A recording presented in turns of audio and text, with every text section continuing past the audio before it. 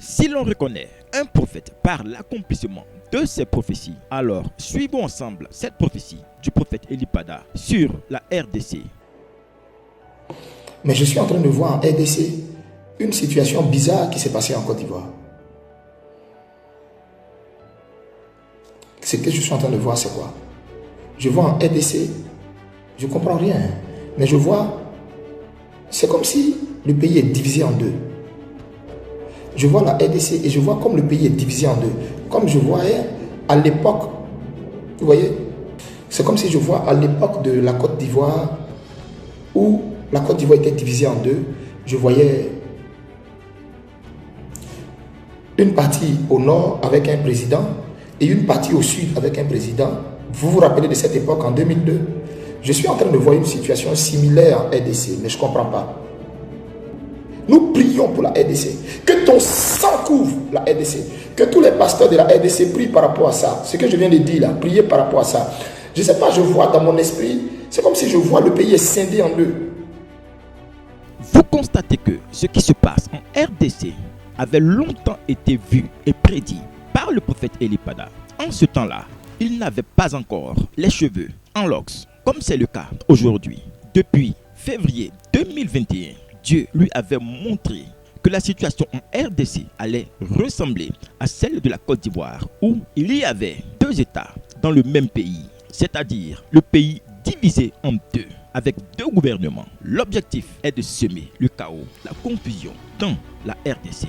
Oui, ils veulent diviser le pays en deux, comme ce fut le cas pour la Côte d'Ivoire en 2002, de sorte à ce que le nord était occupé par les rebelles de Soro Guillaume et le sud par les loyalistes de Laurent Gbagbo. C'est dans le même cas de figure qu'on se dirige si l'Église ne se lève pas en RDC. Voyez vous-même, le prophète avait déjà devancé l'aurore en appelant les pasteurs à se lever en prière en RDC. Par la suite, en 2023, lorsque le prophète Elipada était en plein direct où il annonçait que Dieu n'en avait pas encore fini avec Guillaume Soro, président du GPS, et qu'il rentrerait dans son pays, automatiquement, Dieu ouvre les yeux du prophète et le prophète voit la situation de la RDC. Le 17 mars 2023. Au niveau de la RDC, je vois la RDC dans un affrontement qu'il n'a pas désiré, dans une guerre qu'il n'a pas désirée. Et c'est comme si c'est interne. Je suis en train de voir un affrontement entre les fils du pays. Je vois un affrontement qu'il n'a pas désiré. Oui, et allons à Goma, plus d'1 million d'habitants. C'est la plus grande ville de l'Est du Congo. C'est là que sévissent les rebelles du M23. Ils ont pris le contrôle de l'aéroport. Le chaos est total. Ce sont les armes qui parlent. Théo Roland et Benoît Feit. La situation était encore confuse ce matin dans les rues de Goma où des tirs se faisaient toujours entendre. Mais il semble clair ce soir que les troupes du M23, soutenues par l'armée rwandaise, occupent désormais une bonne partie de la ville. Les agences Reuters et AFP affirment également que l'aéroport est tombé entre les mains des assaillants. Ces milliers de personnes sont en train de fuir. Elles sont plus de 500 000 à faire de même depuis le début de l'année pour fuir les combats intenses dans le Nord Kivu, région à l'est de la République démocratique du Congo. Mais elles fuient surtout ces hommes, le groupe armé M23.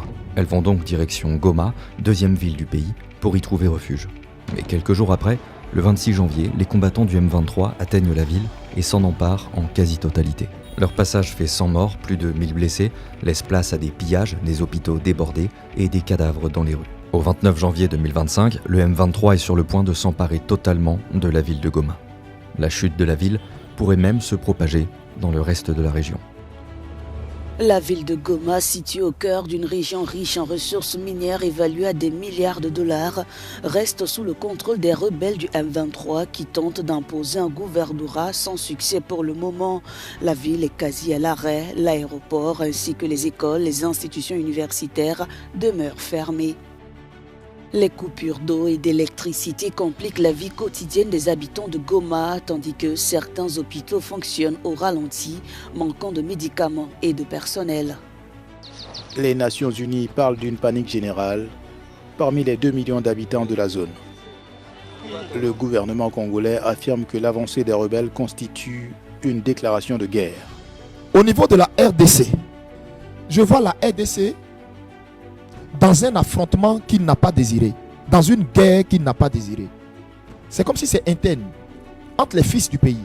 Il voit l'affrontement entre ses fils, une guerre que la RDC n'a pas désirée en raison de son sous-sol extrêmement riche et convoité par le Rwanda et des grandes puissances occidentales. Ainsi donc, une guerre lui est imposée pour servir de prétexte afin de piller le sous-sol de la RDC. Le Rwanda a en réalité des velléités expansionnistes, avec comme intérêt principal l'appropriation de nos minerais, et pour ce faire, il s'active à déstabiliser l'Est du Congo pour créer une zone de non-droit. Le Congo affirme donc que le Rwanda utilise des groupes comme le M23 pour déstabiliser la région, riche en ressources naturelles, pour s'en emparer. Il y a notamment des ressources minières comme l'or ou le coltan, qui contient le tantal, utilisé par exemple dans les smartphones. Le groupe rebelle M23 a capturé Goma, une ville de plus d'1 million d'habitants, alimentant les craintes d'une guerre à grande échelle. Depuis plus de 2 décennies, cette guerre silencieuse ravage l'Est de la République démocratique du Congo. Une guerre qui a causé près de 6 millions de morts, faisant de cette tragédie l'un des conflits les plus meurtriers depuis la Seconde Guerre mondiale. La moitié des victimes seraient des enfants. Ce conflit n'est pas une simple guerre civile. Il s'agit d'une bataille économique impitoyable pour le contrôle des ressources congolaises. Coltan, cobalt, or et j'en passe. Ces minerais essentiels à nos smartphones, batteries, avions et industries de défense sont au cœur du chaos qui ensanglante le Kivu. Mais qui profite réellement de cette guerre ? Derrière les groupes armés comme le M23, se cache un système bien rodé où des puissances étrangères tirent les ficelles. Le Rwanda, accusé de piller les ressources congolaises, n'agit pas seul. Il bénéficie du soutien direct des États-Unis et de l'Union européenne. À l'est de la République démocratique du Congo, une guerre impitoyable se déroule sous nos yeux. Mais ce n'est pas une simple guerre civile. C'est une guerre économique, un pillage organisé des ressources du pays, orchestré avec la complicité d'acteurs internationaux. Le M23 est un groupe rebelle armé actif dans l'est du Congo. Il ne s'agit pas d'un simple mouvement de rébellion. C'est une force paramilitaire soutenue par le Rwanda, un pays voisin qui fournit des armes, des financements et même des soldats pour l'aider à déstabiliser la région. Les Nations Unies ont documenté à plusieurs reprises le rôle direct du régime de Paul Kagame dans le soutien au M23. Ce n'est pas une spéculation, c'est un fait avéré. Parce que derrière cette guerre, il y a une autre bataille, celle du contrôle des richesses du sous-sol congolais. L'est du Congo, en particulier la région du Kivu, est l'un des endroits les plus riches au monde en minerais stratégiques. On y trouve des gisements colossaux de coltan, de cobalt, d'or et de nombreux autres minerais essentiels à l'économie mondiale. Le coltan, par exemple, est un minerai indispensable à nos téléphones, nos ordinateurs, nos batteries électriques et même l'aviation et la défense. Et pourtant, 60% des réserves mondiales de coltan se trouvent en RDC. Imaginez l'enjeu. Contrôler ces ressources, c'est contrôler l'industrie technologique et militaire mondiale. C'est pourquoi cette guerre ne concerne pas seulement le Congo et le Rwanda. Elle est au cœur d'une lutte géopolitique mondiale.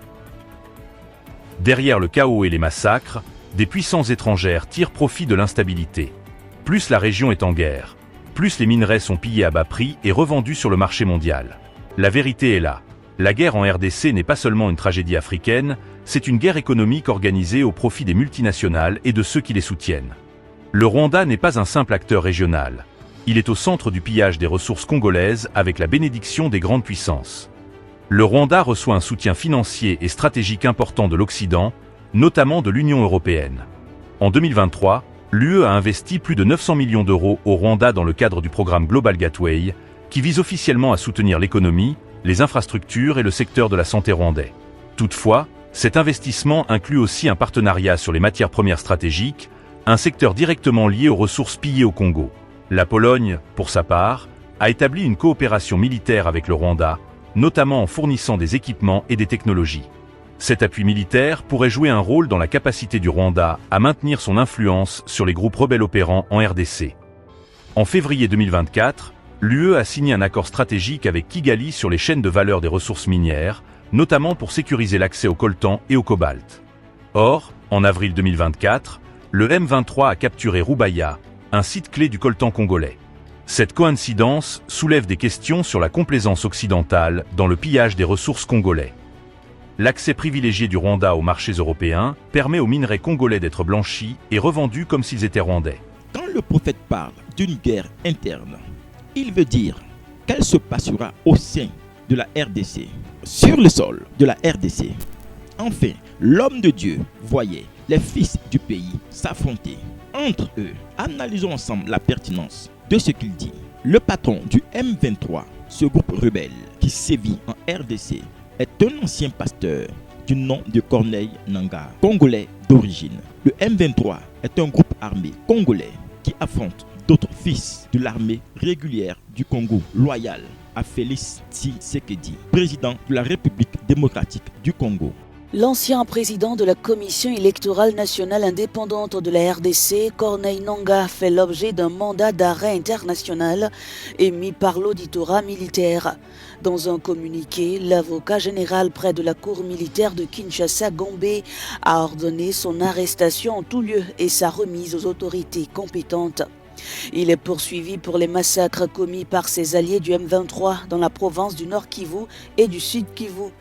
Ce n'est pas la première fois que Corneille Nangaa est visé par la justice congolaise. En août dernier, il avait été condamné à la peine de mort pour sa participation à la rébellion du M23 et la Cour avait ordonné la confiscation de ses biens au profit de l'État congolais. À la tête de l'Alliance Fleuve Congo, un mouvement politico-militaire créé fin 2023 à Nairobi, et Corneille Nangaa demeure une figure controversée sur la scène politique congolaise.